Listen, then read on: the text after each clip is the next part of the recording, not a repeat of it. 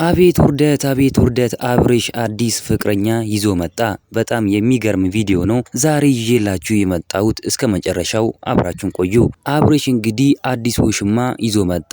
ሩታና ሄርሜላ በጣም ደንግጦ ነው ያሉት። እውነትም ያስደነግጣል። አብርሽ እንደዚህ ማድረግ አለበት ብለን እኛ አናምንም። ጋሽዬ የአብርሽ አባትም ይሄንን ነገር ሲሰሙ በጣም ነው የደነገጡት። እውነት ለመናገር ከሆነ በጣም የሚያስደነግጥ ነገር ነው ዛሬ ይዤላችሁ የመጣሁት። አብርሽ እንደዚህ ማድረግ የለበትም ሲሉ ተናደው ተናግረዋል። እውነትም ልጅ አይደለም አብርሽ፣ ካሁን በኋላ ልጅ አይደለም። ለምንድነው እንደዚህ የሚያደርገው? አመሉ በፊት እኮ እንደዚህ አልነበረም፣ ጸባዩ በፊት እንደዚህ አልነበረም። ነገር ግን ዛሬ ለምን እንደዚህ ሆነ? ለምን ተበላሸ ልጄ? ሲሉ የአብርሽ አባት ጋሽዬ ተናግረዋል። ደግሞም እውነት አላቸው። አብርሽ በፊት እንደዚህ አልነበረም፣ እንደዚህም አልነበረም። ጸባይ ያለው ልጅ ነበር። ነገር ግን ሄርሜላ ከመጣች በኋላ አመሉ በሙሉ ተቀያይሮ እንግዲህ አሁን ባለበት ደረጃ ላይ ይገኛል። ጸጉሩን ቁጥጥር መሰራት፣ ያልሆነ ልብሶችን መልበስ ፋሽን አርጎታል። ጋሽዬ የአብርሽ አባትም ይሄንን ነገር ለምንድን እንደዚህ የምታደርገው? ለምንድነው እንደዚህ የምታደርገው? ጸጉርን ሹሩባ ተሰርተ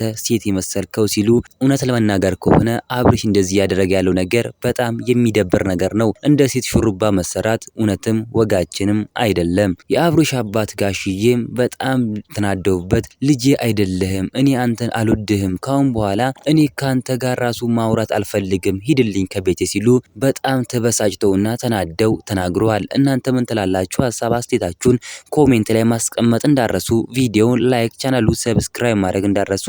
በሌላ ቪዲዮ እስከምንገናኝ በያላችሁበት የዓለም ዳርቻ ሰላማችሁ በዘት ይበልልኝ። ደህና ሁኑልኝ።